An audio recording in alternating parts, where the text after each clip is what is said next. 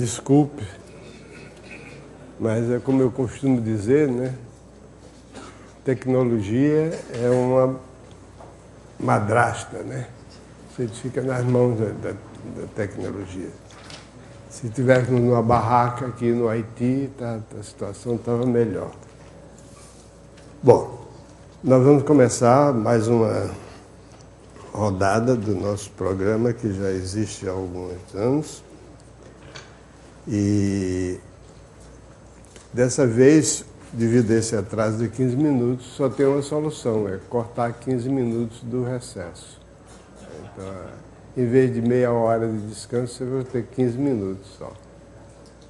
É até bom, porque várias pessoas me disseram que durante essa meia hora aumenta a ansiedade querendo a próxima aula. Assim a ansiedade diminui.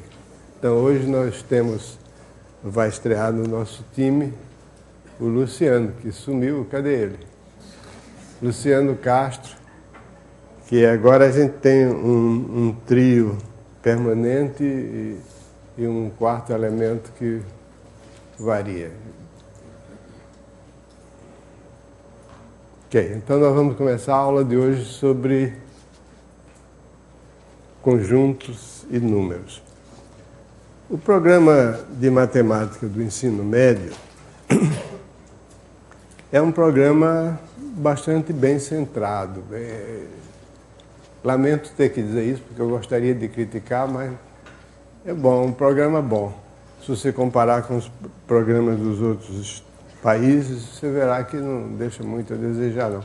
Tem alguns pontos que podiam ser fortalecidos, tem algumas lacunas que são notáveis, principalmente nas aplicações de estatística, por exemplo. Probabilidade, um pouco mais. Probabilidade tem, mas estatística não tem. Vem cá, Luciano, esse é o Luciano Castro, o nosso guri, que vai começar conosco aqui. Ele é guri na idade, mas é bastante experiente e vocês tenho certeza, vão ficar satisfeitos com as aulas dele. Como vocês sabem, essas aulas aqui não são aulas dirigidas para alunos, são aulas dirigidas para professores. Tampouco são aulas que visam divulgar ou estabelecer teorias pedagógicas. Nós acreditamos que o importante, a coisa número 1 para o professor, bom, é claro, a número 1 mesmo, a número 0, eu diria, é a vontade de ensinar, o interesse pela matemática. A pessoa tem que ter interesse pela matemática. O número 2, ou seja, o número 1 realmente na prática, é o conhecimento da matéria. Por incrível que pareça, existem pessoas que se intitulam pedagogos que acham que o conhecimento da matéria é uma coisa secundária. O importante é você saber como ensinar. O que ensinar vem depois. As pessoas que, por exemplo, conhecem bem matemática são chamadas de conteudistas. E a palavra conteudista tem um significado pejorativo. Então, primeiro, para ser um bom professor, você tem que ter entusiasmo pela matemática. Segundo, você tem que ter conhecimento daquilo que você vai ensinar. Você tem que saber um pouco mais do que aquilo que você vai dizer para os alunos. Pense como alguns de vocês que são pais e mães de família que procuram educar os filhos. Você tem que saber um pouco mais sobre a vida do que os filhos que vocês estão querendo educar. Mesma coisa aqui. A terceira qualidade importante do professor é ter vontade de ensinar. Você pode ter. Gostar de matemática, conhecer matemática, mas dizer, eu estou nem aí, eu sei matemática, eu estou satisfeito com isso, o resto que se dane, eu não tenho nada com isso. Mas você tem que ter vontade de ensinar. Essa vontade de ensinar traz como consequência o interesse que o professor tem que ter pelo aluno, pelos problemas do aluno, procurar o respeito que o professor tem que ter pelo aluno, não procurar diminuir, achincalhar, né, fazer ironia com as perguntas ingênuas dos alunos. De modo que se você tem essas três qualidades, e não sou eu que estou dizendo isso, eu estou dizendo isso, mas eu estou repetindo as palavras de um grande professor de origem húngara que viveu os últimos 30 anos da sua vida nos Estados Unidos, chamado George Polyer, que escreveu um artigo sobre os 10 mandamentos do professor de matemática. Começava com esses três que eu mencionei para vocês e os outros praticamente são consequências desses. Então essa é a ideia das nossas atividades aqui. Nós vamos procurar transmitir para vocês, por intermédio desses livros, que se intitulam A Matemática do Ensino Médio, volume 1, 2 e 3, e posteriormente, volume 4. Eu digo posteriormente porque o volume 4 contém as soluções de todos os exercícios propostos nos volumes 1, 2 e 3. Não traz nada de novo. Ou melhor, traz alguma coisa de novo, são os problemas de trigonometria, que não tem exercício de trigonometria no primeiro volume. Muito bem. Então, como eu dizia, o programa do ensino médio de matemática é bastante razoável. Ele gira em torno da noção de função e das várias aplicações da noção de função no dia a dia, nas técnicas, nas outras ciências, etc. Na verdade, eu estou sendo um pouco partidário, estou olhando só do lado de um dos interesses da matemática. O que é que a matemática faz? A matemática se ocupa de duas coisas importantes na vida do homem. A matemática se ocupa de números e de espaço, ou seja, das figuras que estão contidas no espaço. Tudo em matemática gira, em última análise, em torno de números e de figuras geométricas de espaço. Às vezes não aparece assim, é a teoria das matrizes. São números. A teoria o cálculo diferencial integral são números. A topologia são figuras. Então, todas as teorias avançadas de matemática são desenvolvimentos dessas ideias básicas de número e de espaço. Nós vamos começar aqui com a noção de número. Para isso, é preciso estabelecer uma linguagem. Toda ciência tem uma linguagem própria. A matemática tem a sua linguagem. A linguagem matemática é muito simples, é extremamente singela. Ela se baseia numa noção fundamental, que é a noção de conjunto. A noção de conjunto é a noção em termos da qual todos os conceitos matemáticos são enunciados, demonstrados e aplicados a respeito da noção de conjunto. A noção de conjunto, aparentemente, só apareceu em matemática no meados do século XIX, começo do século XIX. Na verdade, ela sempre existiu, porque o que não existiu foi a sua explicitação, né?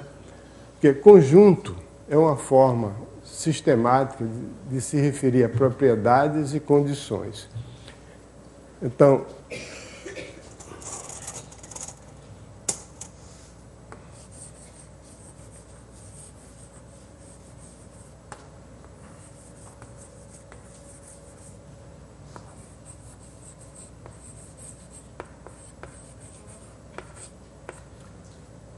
essas duas ideias, propriedade é um atributo, é uma qualidade que uma coisa pode ter ou pode não ter.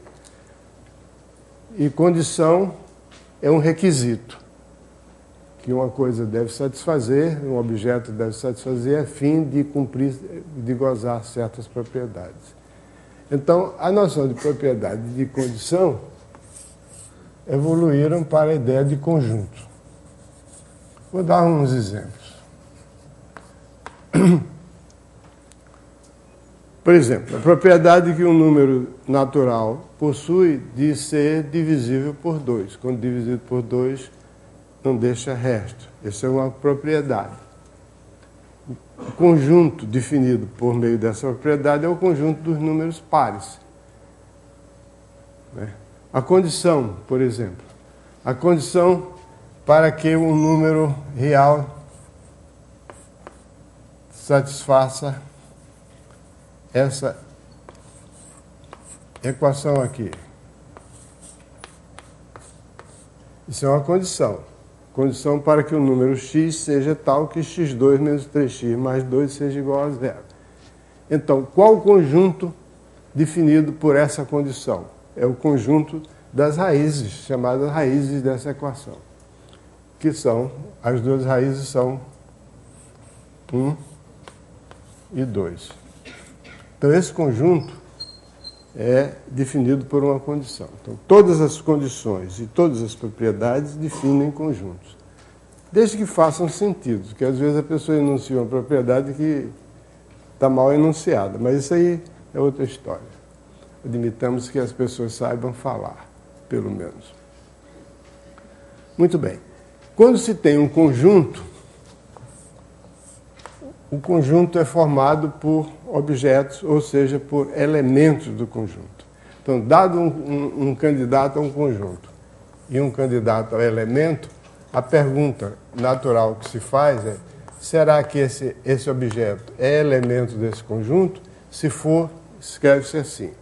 Ou esse objeto não é elemento do conjunto. Se não é, então a gente escreve assim. Então você tem os conjuntos e tem os elementos. Os elementos do conjunto são os objetos que satisfazem a propriedade. Olha, eu já falei uma coisa que eu advirto as pessoas para não falarem, mas às vezes a gente pisa na casca de banana que a gente mesmo pôs. Satisfazer uma propriedade, do ponto de vista da língua portuguesa, está errado, né? Ninguém satisfaz uma propriedade. Ou você tem a propriedade ou não tem a propriedade. Você satisfaz uma condição. Satisfazer uma propriedade é tão errado como possuir uma condição, ou ter uma condição. Você satisfaz uma condição, cumpre uma condição e goza de uma propriedade, tem a propriedade. Então, os elementos que têm a propriedade de serem divisíveis por 2 são os números pares, então formam o conjunto dos números pares. Os elementos, os números que satisfazem essa condição aqui, formam esse conjunto, que é o conjunto das raízes dessa equação. Ou, como se diz nos livros atualmente escritos, o conjunto verdade da equação. Eu não conheço nenhum matemático, nenhum cientista que use matemática, nenhum técnico que use matemática, ninguém que diga conjunto verdade de uma equação. Só os professores que aprendem nos livros dizer conjunto verdade para os alunos depois esquecerem. Não existe conjunto verdade, é o conjunto das raízes da equação e pronto, acabou. Por que conjunto verdade? Foi uma coisa que começou e provavelmente vai acabar. Posso apagar, Wagner? Dá pena, porque uma letra bonita dessa.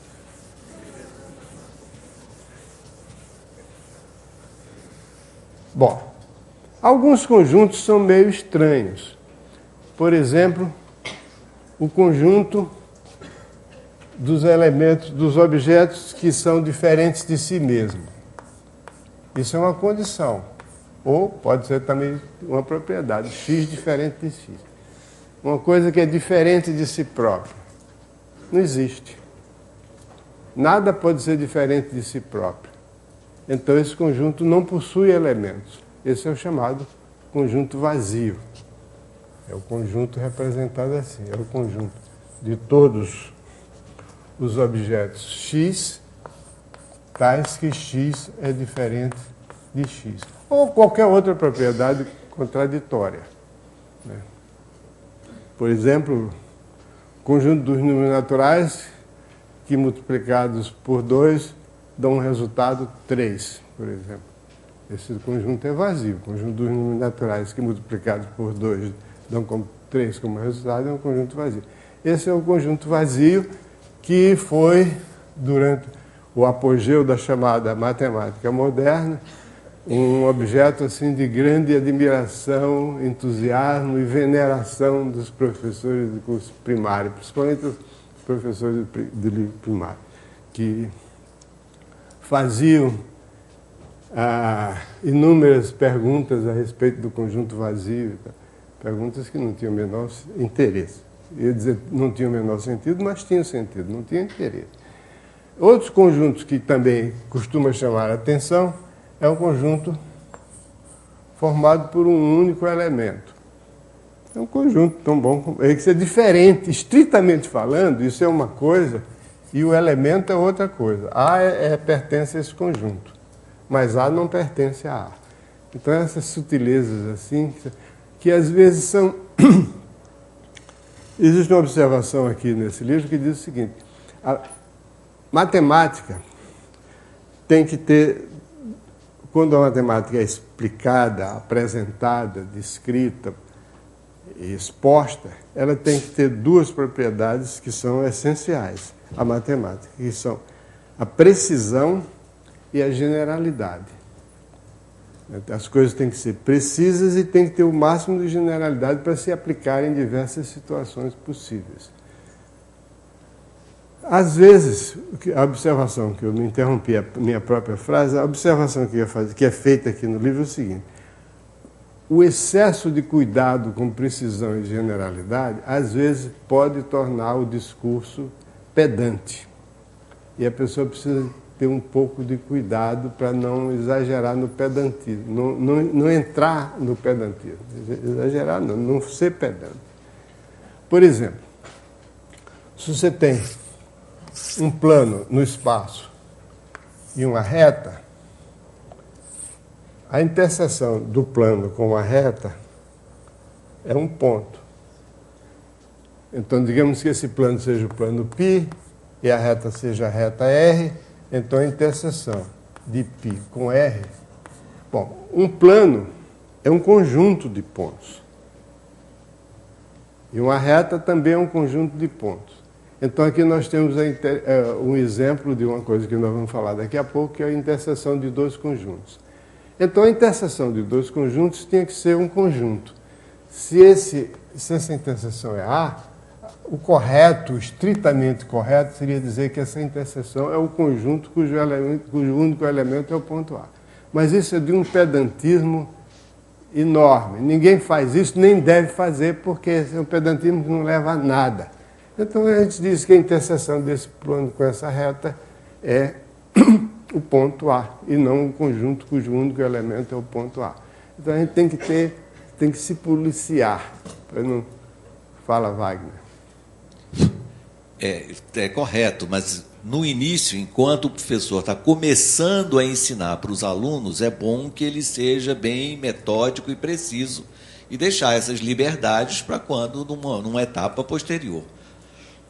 Discutível. No café a gente discute. Mas, aliás, aqui é uma oportunidade para dizer a interseção de uma reta com o plano é interseção, né? Ninguém escreve de outro modo. Aliás, pode escrever interseção de duas maneiras. Com C, intersecção ou interseção. Em Portugal se diz sempre intersecção. No Brasil se diz interseção e aí pode ser dos dois jeitos. Agora, o que não pode dizer é que a reta intercepta o plano no ponto A. A reta não intercepta nada, porque a interseção do plano, o ponto A não é a interceptação da reta. A reta não intercepta o plano está lá. Interceptar significa obstruir, passar, interromper. Por exemplo, interceptar é aquilo que os defensores do Botafogo não fizeram ontem no jogo contra o Vasco. Não conseguiram interceptar, né? Então, isso é coisa comum demais. Interceptar é uma coisa e intersectar é outra coisa, porque a interseção não é interceptação. Mas não adianta, eu fico me batendo com isso, mas essa é uma coisa, às vezes eu digo satisfazer uma propriedade, mas interceptar eu nunca digo. Nunca digo. Muito bem. Então, a noção de conjunto é uma noção básica, fundamental em matemática, e a gente tem um conjunto todas as vezes que se tem-se um conjunto todas as vezes que se tem uma regra, um processo, um método, um algoritmo, um conjunto de, uma série de, não posso falar em coisa, uma série de instruções para decidir se dado um elemento ele pertence ou não pertence ao conjunto. No momento que você tem um processo que lhe permita dizer com certeza, dado um elemento, se esse elemento pertence ou não pertence ao conjunto, então você tem um conjunto. Então é só isso que você precisa. Ter um processo, um método, um algoritmo, uma conta, qualquer coisa que lhe permita responder essa pergunta. Esse elemento pertence ou não pertence ao conjunto? Então isso aqui é ter um conjunto. Agora, a noção básica, a relação básica entre dois conjuntos, é saber se um conjunto é um subconjunto do outro. Nós dizemos que A é um subconjunto de B quando todo elemento de A é necessariamente um elemento de B. Quando todo elemento de A pertence a B. Então, isso aí diz que A é um subconjunto de B. Essa propriedade de A ser um subconjunto de B, essa relação A é um subconjunto de B, tem goza de diversas propriedades. A primeira é que todo conjunto é um subconjunto de si mesmo. Isso é óbvio, né? Se X pertence a A, então X pertence a A. Isso é o que se chama de tautologia, né? É uma coisa que você está repetindo a si próprio. Então, a segunda propriedade é a reflexibilidade. Esse aqui é a reflexividade.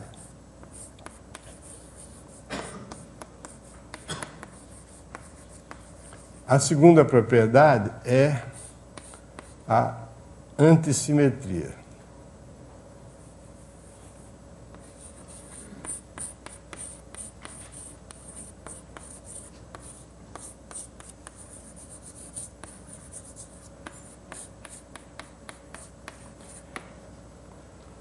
Essa antissimetria, quer dizer, se todo elemento de A é um elemento de B, e se todo elemento de B é um elemento de A, então A é igual a B.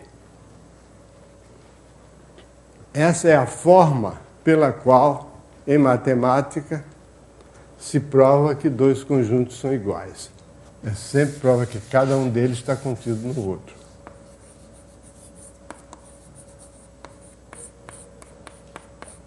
Ou seja, em última análise, isso aí é uma própria definição de igualdade de dois conjuntos.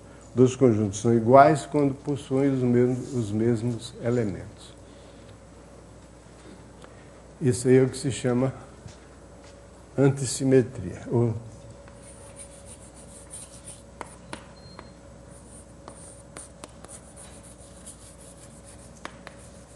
Vocês notam que eu hesitei se ia botar um hífen ou não ia botar um hífen.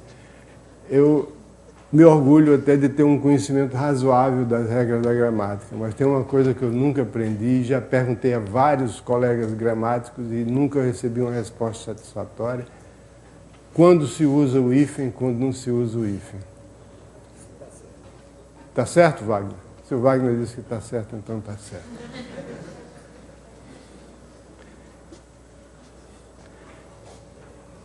E a terceira, se A está contido em B e B está contido em C, então A está contido em C. Isso é a transitividade.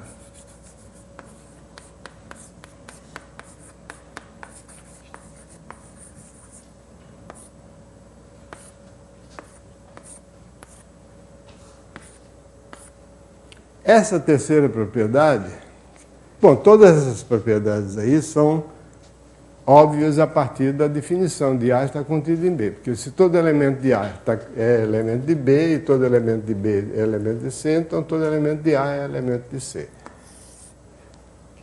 Essas são as três propriedades básicas da relação de inclusão entre conjuntos, subconjuntos.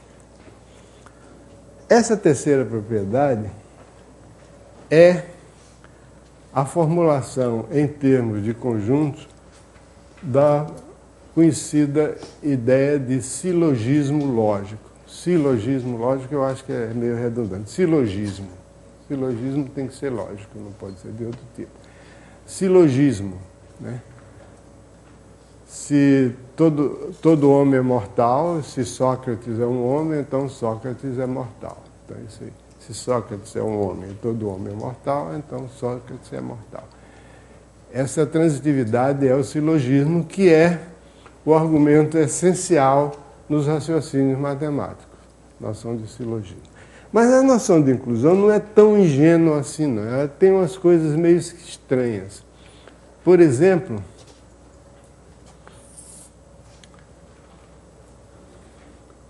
vocês sabiam que o conjunto vazio é um subconjunto de todo conjunto? Por quê? Eu sou obrigado a admitir, eu não quero admitir que o conjunto vazio é um subconjunto de todo conjunto, mas eu sou obrigado, não tenho como não admitir. Pelo seguinte, porque quando é que um conjunto não é subconjunto de outro? O que é que significa que o conjunto A não é subconjunto de B? Ora, isso aí é a negação de A ser subconjunto de B. A está contido em B. Significa que nem todo elemento de B, de A, é elemento de B. Quer dizer, existe pelo menos um elemento de A que não é elemento de B. Então, para provar que o A não está contido em B, eu tenho que exibir um elemento de A que não pertence a B. Mas isso é impossível se A for o conjunto vazio, porque o conjunto vazio não tem elementos. Então, o conjunto vazio é o subconjunto de qualquer outro por obrigatoriedade, não é porque a gente tem uma visão de que ele está contido em qualquer outro, é porque tem que ser assim, não tem outro jeito, né? O conjunto vazio é um subconjunto de qualquer outro. Isso leva a coisas assim, por exemplo, daqui a pouco eu dou um exemplo disso, mais claro. O que eu quero dizer agora é o seguinte, é que essa relação A está contida em B para conjuntos se traduz em termos de propriedades e condições e proposições da seguinte forma. Digamos que A seja o conjunto de todos os objetos que gozam de uma propriedade P. E B seja o conjunto de todos os objetos que gozam de uma propriedade Q. Então, que A é o conjunto de todos os objetos que cumprem a condição P. E B é o conjunto de todos os objetos que cumprem a condição Q. Então, essa relação A está contida em B, em termos de condição, propriedades, proposições, etc., se representa daquela forma e se diz que P implica Q.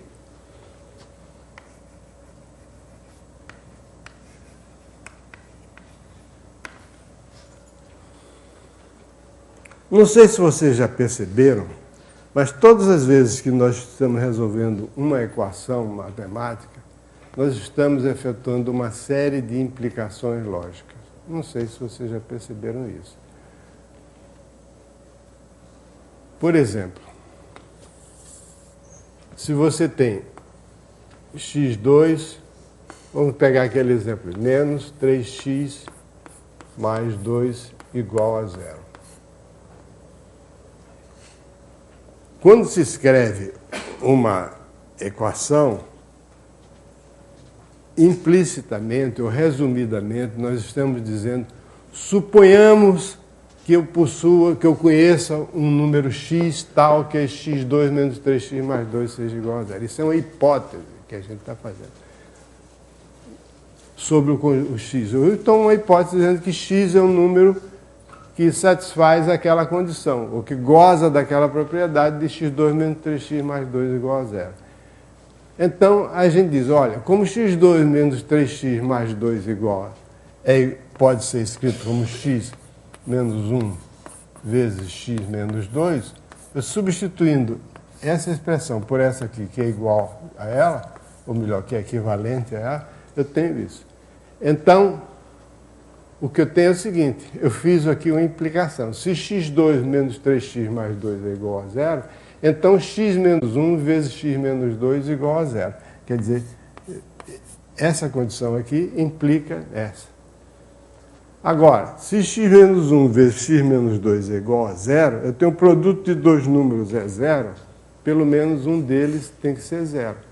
Se os dois forem diferentes de 0, o produto é diferente de 0. Então, daí eu concluo que x menos 1 igual a 0 ou x menos 2 igual a 0. X menos 1 igual a 0 significa que x é igual a 1 ou x igual a 2. Eu não vou ficar aqui ensinando a vocês a resolverem uma equação de segundo grau desse tipo. Eu só quero chamar a atenção para o fato, que talvez nem todos tenham percebido, é que quando eu resolvo isso, essa equação, eu estou fazendo uma série de implicações lógicas. Se x satisfaz essa condição, então x satisfaz essa. Se x satisfaz essa, então x tem que ser igual a 1 ou igual a 2. E aí, chegando nesse ponto, a reação normal da pessoa é dizer, resolvi a equação. Então x tem que ser igual a 1 ou x igual a 2. Eu não posso dizer que essa conclusão está errada, porque não está errada, mas o raciocínio que leva a essa conclusão está errado. Veja bem, porque uma coisa é dizer que P implica Q. Outra coisa é dizer que Q implica P. Isso que se chama a recíproca.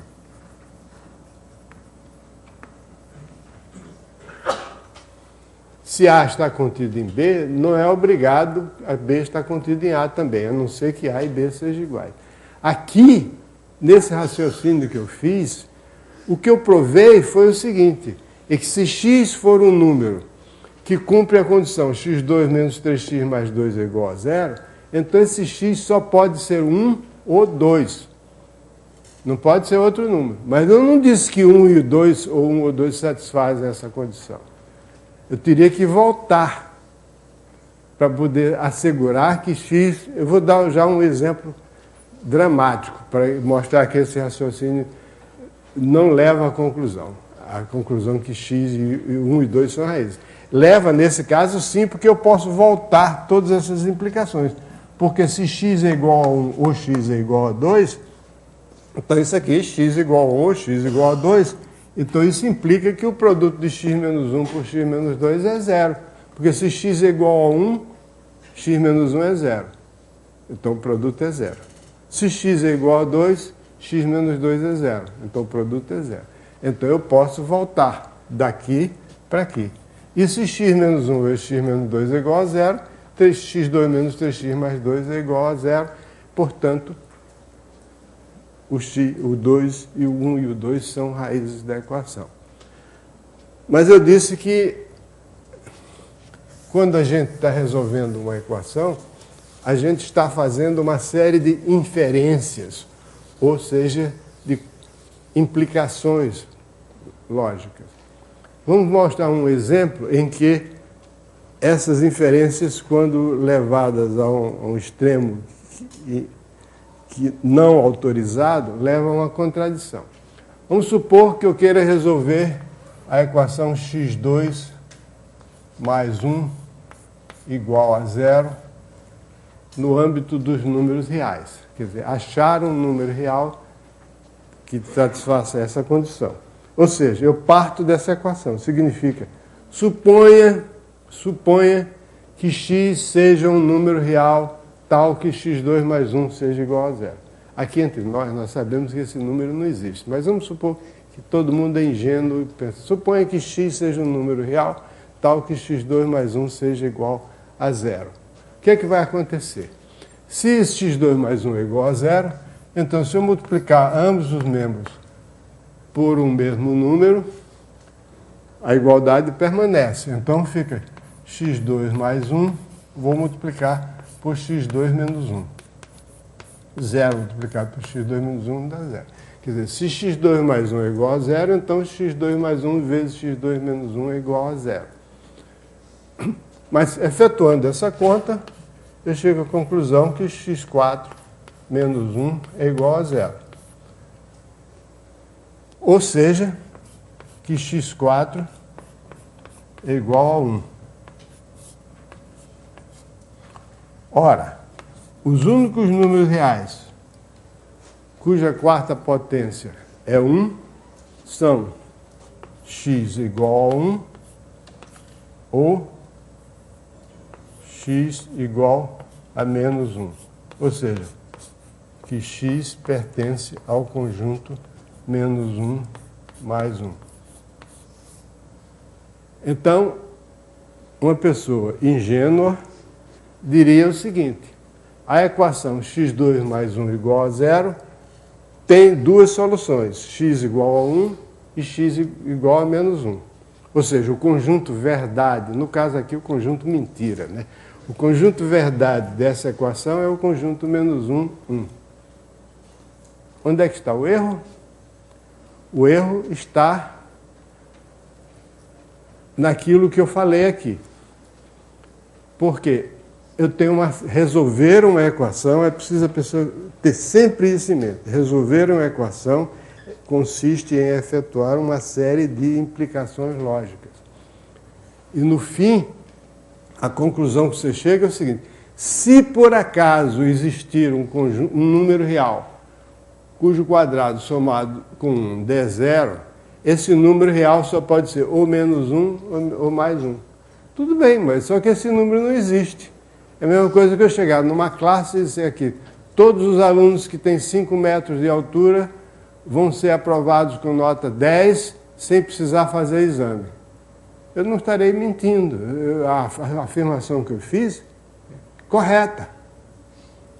Porque não vai ter, eu tenho certeza, um aluno com 5 metros de altura. Então, quer dizer, o conjunto vazio está contido em qualquer outro. Quer dizer, essa solução, o conjunto das soluções dessa equação é um conjunto vazio. Então, o que está dizendo aqui é que o conjunto vazio está contido aqui. Agora, mais terra. O que é que está errado? É saber se eu voltei. Eu cheguei que se x2 mais 1 é igual a zero, então x está aqui. Tudo bem. Mas isso não me satisfaz. Eu quero saber se x estando ali, se 1 e menos 1 são raízes dessa equação. Então eu vou ver se eu posso voltar. Se x é menos 1 ou mais 1, então x é menos 1 ou mais 1. Se x é menos 1 ou mais 1, então x4 é igual a 1. Certo, posso voltar. Se x4 é igual a 1, é claro, x4 menos 1 é zero. Posso voltar. Se x4 menos 1 é zero, x2 menos 1 vezes x2 mais 1 é zero, porque x4 menos 1 é x2 menos 1. E aqui, daqui para cá, eu posso voltar? Aqui eu posso voltar isso aqui?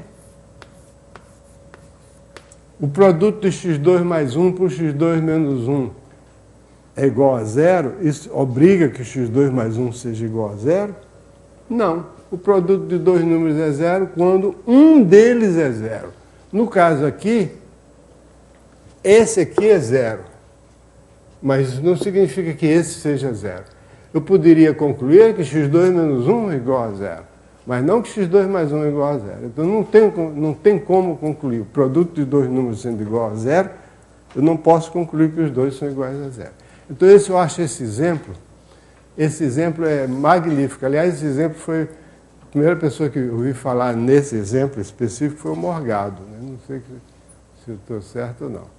Não que ele inventou esse exemplo, mas ele chamou a atenção para mim desse exemplo.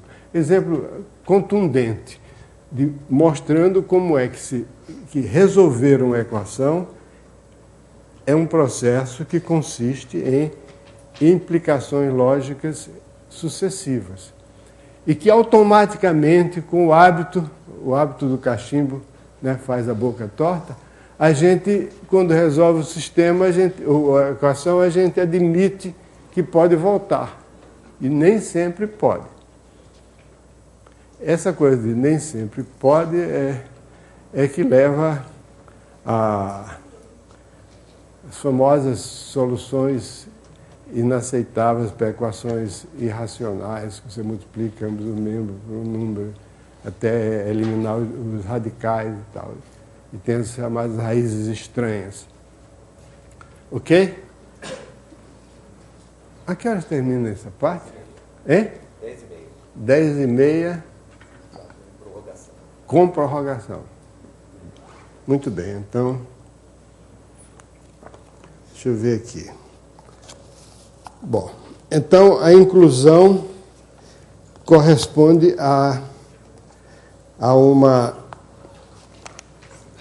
implicação lógica. Dizer que A está contido em B significa que a propriedade que define os elementos de A implica na propriedade que define os elementos de B. Por exemplo, todo número múltiplo de 4 é um número par, significa o conjunto dos múltiplos de 4 está contido no conjunto dos números pares, é a mesma coisa que dizer que todo número que é múltiplo de 4 é necessariamente par. E isso conduz às palavras muito usadas em matemática, que são as palavras necessário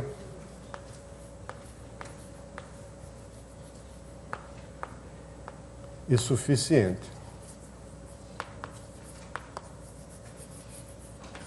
É incrível como as pessoas na linguagem comum confundem necessário com suficiente. A própria Constituição brasileira, que aliás não é nenhum modelo de clareza e de correção lógica, nem social, nem nada. A própria Constituição brasileira comete um erro desse tipo, que, aliás, uma vez eu perguntei a vários colegas meus no Conselho Nacional de Educação se eles detectavam essa impropriedade, e eles não, disseram que não, estava perfeitamente correto, era assim mesmo. Tá bom, fazer o quê? Aqui tem o exemplo que diz assim: o artigo 34 da Constituição Brasileira de 1988 diz o seguinte: a União não intervirá nos Estados nem no Distrito Federal, exceto para 1. Manter a integridade nacional. 2. Repelir invasão estrangeira ou de uma unidade da Federação e outra. 3, etc, etc. Mas veja bem, a União não intervirá nos Estados, exceto para. Quer dizer, isso não significa que se acontecer uma coisa... A pergunta é a seguinte: suponhamos que o Estado do Rio de Janeiro seja invadido por tropas do Estado de São Paulo. Já aconteceu o contrário, né? Em 1932. O texto acima obriga a União a intervir no Estado? Não, não obriga. Ele só pode intervir se isso acontecer. Mas se isso acontecer, não significa que vai intervir. Pode intervir, mas não é obrigado a ser. Então a pergunta é a seguinte: na sua opinião, qual era a intenção dos legisladores nesse caso? A intenção era dizer que deve intervir, mas reescreva o texto de modo a torná-lo mais preciso. De qualquer modo, necessário e suficiente.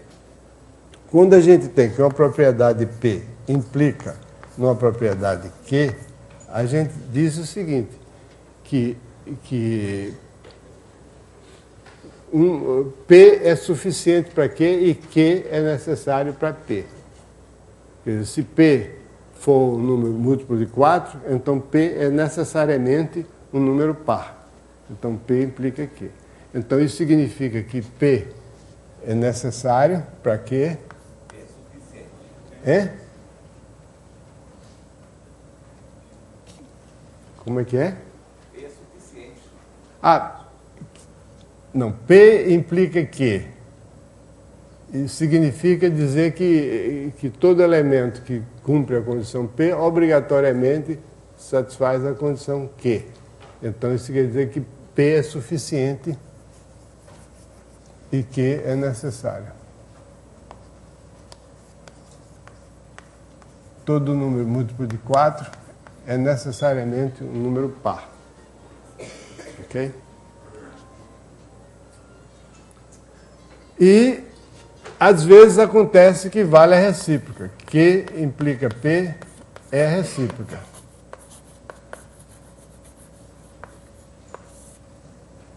Recíproca de P implica Q. Quando valem as duas, então a gente escreve que P é necessário e suficiente para Q. Nesse caso, significa que as duas propriedades são equivalentes. Bom, tudo isso que eu estou mencionando é para justificar um ponto de vista bastante fundamental, mas que nem sempre as pessoas entendem. É o seguinte: a lógica que está presente em todas as atividades matemáticas é uma lógica bem elementar. Existe uma teoria matemática muito interessante chamada lógica matemática, que possui teoremas difíceis, muito abstratos e que requerem um pensamento profundo. Mas isso absolutamente não é necessário para estudar matemática.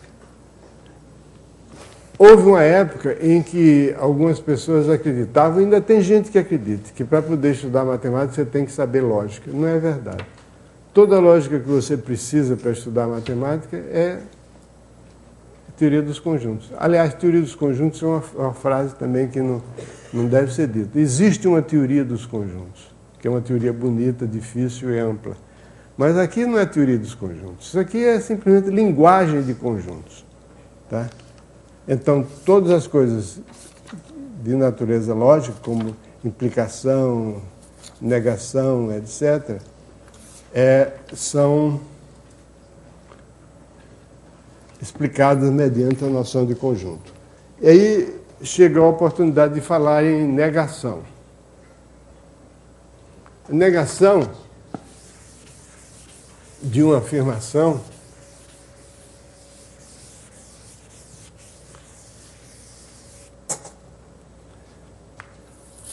é traduzida em termos de conjuntos como complementar de um conjunto.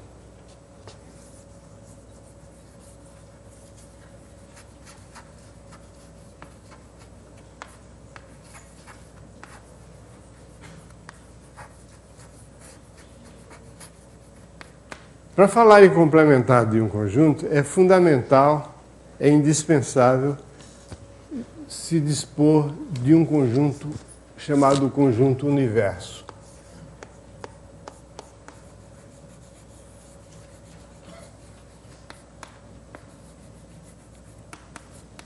Essa palavra, eu não gosto muito dela, mas não tem nenhuma substituição para ela. O conjunto universo. Não significa que é o conjunto de todas as coisas do universo, nada disso. Conjunto universo significa o universo do discurso, quer dizer, as coisas sobre as quais nós estamos falando no momento.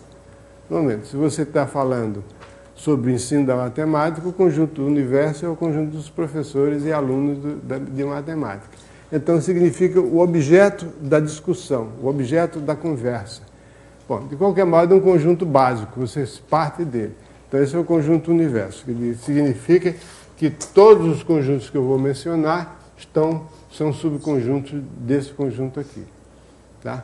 Então, se eu tenho A, um subconjunto de U, o complementar de A é o conjunto de todos os elementos do conjunto universo que não pertencem a A. Então, a gente costuma fazer aquele famoso chamado diagrama de Venn, em que você tem aqui o conjunto A, que é o U, e aqui está o complementar de A. São todos os elementos que não pertencem a A. Ok? Então, o conjunto, o complementar de A está relacionado com a noção de negação. Quer dizer, se A é o conjunto dos números pares, o complementar, se o meu conjunto universo é o conjunto dos números naturais, então o complementar de A é o conjunto dos números que não são pares, o chamado conjunto dos números ímpares. Às vezes a pessoa confunde negação com o contrário. Né? Por exemplo, o contrário de preto é branco, o contrário de branco é preto, mas a negação de preto não é branco. A negação de preto é tudo aquilo que não é preto. É cinzento, azul, amarelo, vermelho, entende?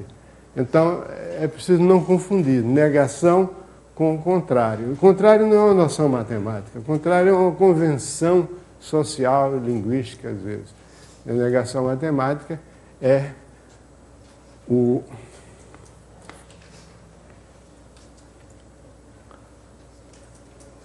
complementar. O complementar tem umas propriedades interessantes, por exemplo, o seguinte: se A está contido em B, aí significa naturalmente que A e B são subconjuntos do conjunto universo U. Isso implica que o complementar de B está contido no complementar de A, eu já botei implica se somente se. Quer dizer, se A está contido em B, então o complementar de B está contido no complementar de A e vice-versa. Na verdade, vice-versa é a mesma coisa, porque se você olhar para essa implicação nesse sentido, é a mesma coisa que a implicação nesse sentido, é só trocar os papéis de A por B. Não é isso? Então, se A está contido em B, o complementar de B está contido no complementar de A. Outra propriedade é que o complementar do complementar de A é igual a A. Quer dizer, a negação da negação é a afirmação. Isso é uma coisa que em certas línguas, como por exemplo na língua inglesa, se você usar duas negações, corresponde a uma afirmação. A não ser para pessoas muito ignorantes mesmo. Em português, não. Porque não vou, não. Se você disser isso em inglês, quer dizer eu vou. E não é verdade que eu não vou, eu vou. Então, não vou não, mas não vou não, em português é uma reafirmação, é uma negação mais forte ainda. Não vou não, de jeito nenhum. Então a negação da negação é uma afirmação. Quer dizer, o complementar do complementar de A é o próprio A. E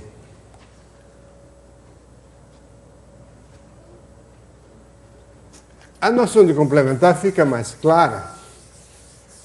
Eu vou voltar daqui a pouco a ela. A noção de complementar fica mais clara se nós dispusermos das operações de reunião de dois conjuntos e de interseção de dois conjuntos.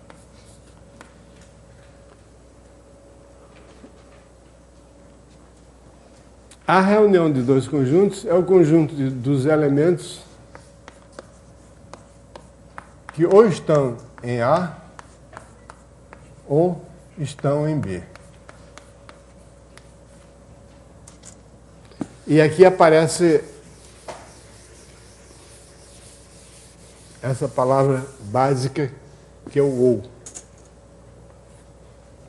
O ou, na linguagem comum, tem um sentido exclusivista. Quer dizer, ou eu vou ao cinema ou vou ao teatro. Não pode ser as duas coisas, mesmo que seja um cine-teatro. Né? Ou eu vou de trem ou vou de ônibus. É exclusivo, se for um não é o outro. Mas em matemática não é assim. Então tem até a história famosa do ginecologista que era matemático também. Ele acaba de fazer um parto e o pai da criança, ansiosamente espera do lado de fora e pergunta: doutor, foi menino ou menina? E ele responde: sim. Não foi um animal, foi um menino ou uma menina. A reunião dos meninos com as meninas dá todas as crianças. Mas o médico estava absolutamente correto, porque o pai não aprendeu nada com isso, mas a matemática do médico estava certíssima. Então, ou em matemática não tem esse sentido. Quer dizer, o número ou um número par, ou é múltiplo de 4, bom, não sei. Quer dizer, um exemplo de uma reunião de dois conjuntos cuja interseção não é vazia. Então você tem A e B. Você tem os elementos que pertencem a A, os elementos que pertencem a B somente e os elementos que pertencem a ambos, A e B. Então a reunião de A com B, se X pertence a A reunião B, significa que ou X pertence a A ou X pertence a B, mas pode ser que pertença a ambos. Enquanto que na interseção é o conjunto de todos os elementos que pertencem simultaneamente a A e a B. Muito bem. Aqui, usando essas noções, a noção de complementar fica mais interessante, porque você pode caracterizar o complementar do seguinte modo. A reunião do conjunto com o seu complementar vai dar todo o universo, e a interseção do conjunto com o seu complementar é vazio.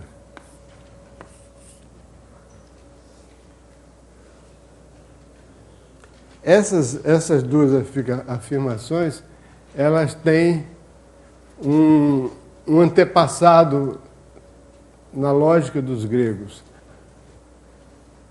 Essa aqui significa a reunião de A com o complementar igual a 1, quer dizer, um objeto de ou está em A ou não está, ou está ou não está. Isso é que os lógicos da época, Aristóteles, por exemplo, foi o primeiro cara que escreveu um tratado de lógica bem razoável, ele chama-se o princípio do terceiro excluído. Não existe uma terceira possibilidade. A lógica só tem duas possibilidades, uma coisa ou é ou não é. Esse aqui é o princípio do terceiro excluído, enquanto esse aqui é o princípio da não contradição. A não contradição significa uma coisa não pode ser e não ser ao mesmo tempo. Ok? Então, mas só estou dando esse exemplo para ilustrar o fato de que os conceitos da lógica básica, aquela lógica elementar, eles são recaem nas propriedades de conjuntos. Ainda tem meia hora? Não, 15 minutos. Hein? 15 minutos? Ah, sim, então vamos falar sobre números, né? Tem 15 minutos para falar sobre números naturais.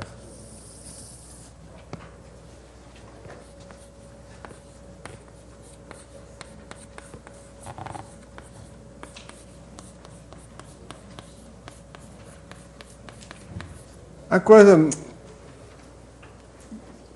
mais essencial que eu quero dizer a respeito dos números naturais é que os números naturais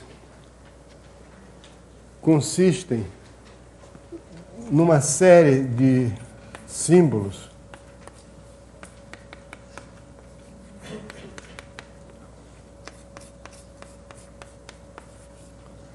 aos quais vocês podem ficar chocados quando ouvir isso. Não se devem atribuir nenhum significado filosófico, físico, lógico, nada. Números naturais são símbolos, simplesmente, pura e simples.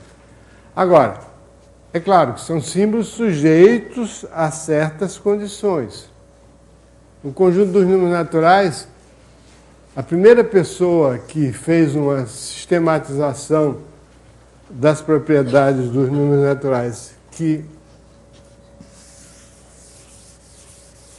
caracterizam inteiramente esses números e são utilizadas em toda a matemática foi um matemático italiano chamado Giuseppe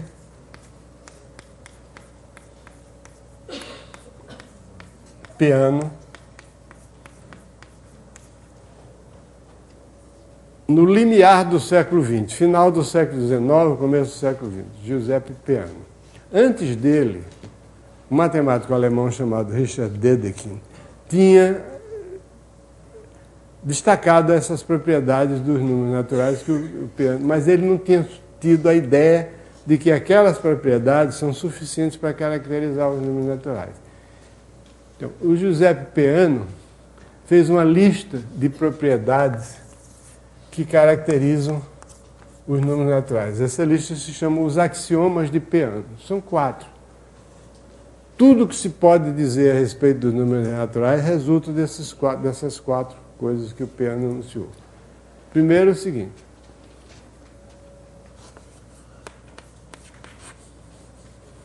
todo número natural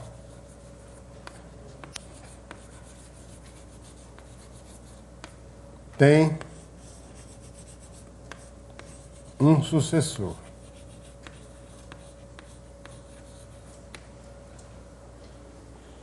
O que é sucessor? Não importa. Para cada número natural, tem outro número natural que é também um número natural. Entre parênteses.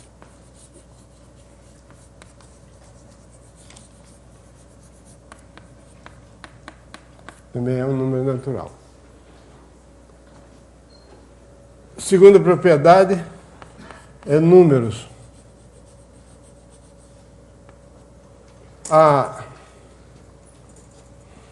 Não. Existe um único número natural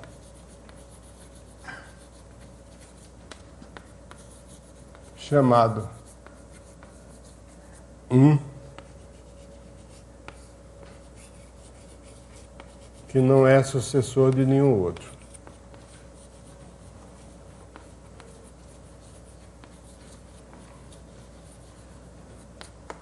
Olha, eu usando a dupla negação. Não é sucessor de nenhum outro. Basta dizer, não é sucessor de algum outro. Não é sucessor de outro. Terceiro, números.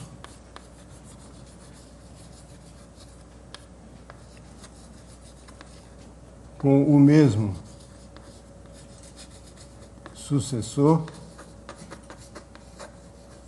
são iguais.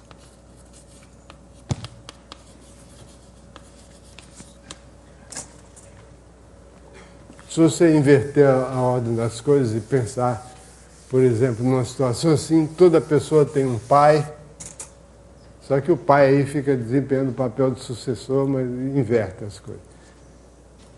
Aí não é verdade que 2 pessoas com o mesmo pai são iguais, podem ser irmãos, né? Mas aqui 2 números com o mesmo sucessor são iguais, e finalmente o 4º axioma, que é chamado axioma de indução, o mais famoso deles, que diz o seguinte: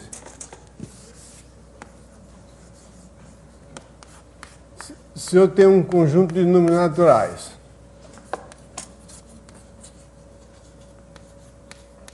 tal que o 1, chamado de 1, e representado assim, tal que o 1 pertence a esse conjunto, 1 pertence a X, e o sucessor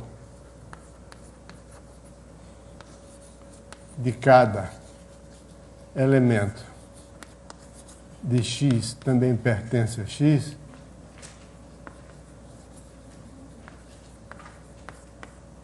então X é o conjunto de todos os números naturais.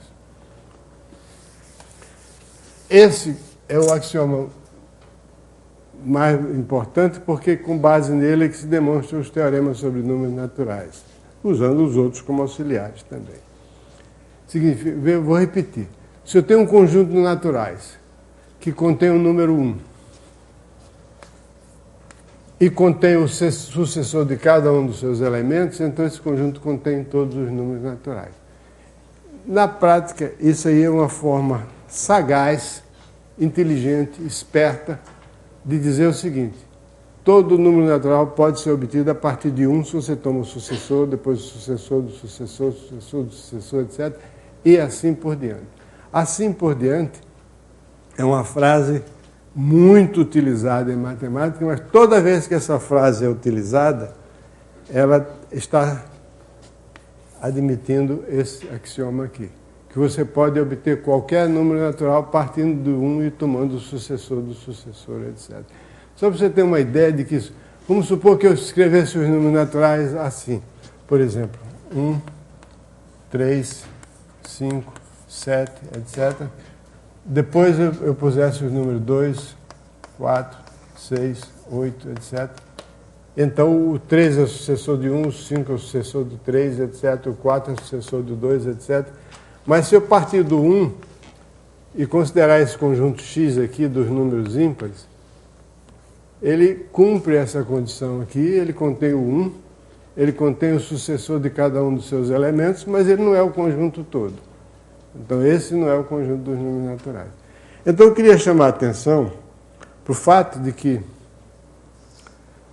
os números naturais descritos por essas propriedades são substantivos, diferente do número natural quando você diz assim, por exemplo, 2 cadeiras, ou 3 pessoas, ou 11 jogadores num time de futebol. Aí esses números 2, 3, 11 não são substantivos. Na minha visão e na visão de todas as línguas que eu conheço, menos a língua portuguesa, são adjetivos. A língua portuguesa era, no tempo que eu estudei na escola, 2 cadeiras, o 2 era chamado um adjetivo numeral cardinal. Se você olhar num dicionário de inglês, olhar to, você vai ver adjetivo. Pelo amor de Deus, não olhe no dicionário brasileiro o que é 2. Sabe o que é 2?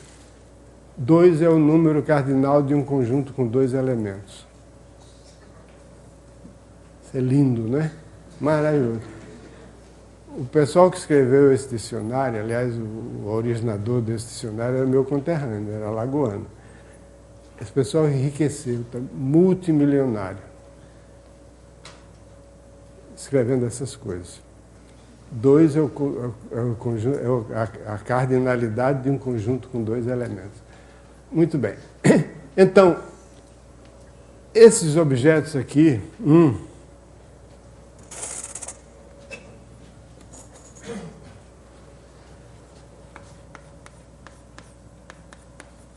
2, 3, etc., os números naturais, são substantivos. Quem vai falar nos números naturais como adjetivos é o Luciano. Então, ele não responde à pergunta quantas cadeiras tem aqui ao longo dessa mesa. Não. Você tem que atribuir a esses números a faculdade, a capacidade de qualificar certos substantivos. 2 cadeiras, 3 pessoas, 4 casas, etc. Então, primeiro você tem um modelo, entende? Você tem que ter um modelo matemático abstrato, que é o conjunto dos números naturais, que tem essas propriedades aqui, e você vai usar esse modelo para executar a operação de contagem. De um modo geral, a matemática é formada por um conjunto de modelos abstratos que podem ser utilizados em situações concretas. E a força da matemática provém do fato, entre outras coisas, né, tem aquelas precisões e generalidade, provém do fato, e aí vem a generalidade, de que esses modelos podem ser aplicados em diversas situações diferentes. Então, os números naturais são o modelo mais simples que o homem inventou até hoje. No início da civilização, o homem só sabia distinguir entre 1 e 2. Passou de 2, ele dizia muitos. Aí você tem, por exemplo, na língua inglesa, a palavra thrice, que significa 3 vezes e significa também demasiadamente. Aliás, eu estive pensando e vi que nas outras línguas também. Por exemplo, você tem em francês, você tem très ou trop, que vem do 3, trois. Quer dizer, que eles sabiam contar 1, 2, quando chegava em 3, muito. Em italiano, por exemplo, troppo. demasiado. Allegro, mas non troppo. Alegre, mas não demais, né? Calma. Né? Em que outra língua? Em alemão. Em alemão, os alemães eram mais espertos, porque o alemão, muito, é viele. E viele é muito parecido com a palavra vier, que significa 4. Enquanto que esse aqui vem de trois, muito, troppo, tre, em italiano, e em alemão, 4. Porque os alemães eram mais espertos do que os franceses, do que os italianos. Português nem tem isso, né? Nem contavam. Não tem. Então, o que eu queria dizer é o seguinte: os números naturais constituem um modelo matemático para efetuar a operação de contagem. Contagem quer dizer 1 dedo, 2 dedos, 3 dedos. E aí vocês vão dizer, Elon, por que você começa os números naturais com 1, se nos meus livros, os livros que eu adoto, todos eles começam com 0? Aí eu digo, bom, paciência, é uma questão de escolha. Porque a minha escolha foi baseada, pelo menos eu tento enganar a mim mesmo, que a minha escolha é racional. Se eu uso os números naturais como um modelo matemático para a operação de contagem, eu pergunto, eu quero contar os dedos da minha mão. Como é que eu conto? 0, 1, 2, 3, 4? Ou conto 1, 2, 3, 4, 5? Agora, se você quiser aprender a contar de 0, os números naturais começam de 0, mas quando eu quero contar, eu conto a partir de 1. Tudo bem. Eu podia começar com 2 também. Ou com 3. Por que não? Podia começar com menos 1. Ou com menos 2. Então a resposta, a pergunta que não quer calar é a seguinte: 0 é ou não é um número natural? Essa é a pergunta. As pessoas que fazem essa pergunta atribuem um valor às palavras, valor que essas palavras não têm. Palavra em matemática não tem valor nenhum. Palavra é uma convenção. Você usa, chama de natural, pronto, acabou. É um carimbo que se põe. Então a resposta para essa pergunta, 0 é um número natural, a resposta certa, sabe qual é? Sim, não e talvez. Essa é que é a resposta certa. Se você quiser começar com 0, pode começar, não é mal nenhum. Só que quando você for contar, não pode contar a partir do 0, tem que contar a partir do 1. Se você quiser, tudo bem. Parou? Acabou? 15 minutos para começar a outra aula. Tá bom. Obrigado pela atenção de vocês.